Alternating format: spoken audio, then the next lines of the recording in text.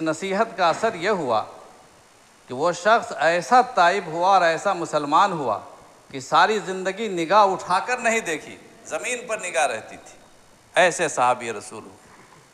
इससे अंदाज़ा मिलता है ना कि इंसान पर जब दुनिया गालिब होती है तो आँख की रोशनी ख़त्म हो जाती है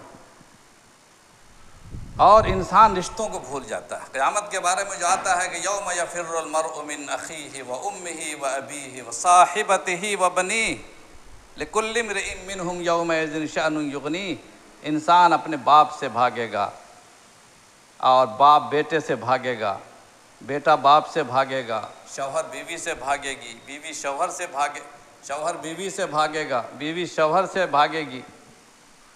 कोई किसी का नहीं होगा, कोई किसी को नहीं पहचानता होगा। आँख पर जब कोई चीज़ गालिब आ जाती है तो रोशनी ख़त्म हो जाती है, आँख की बिनाई ख़त्म हो जाती है।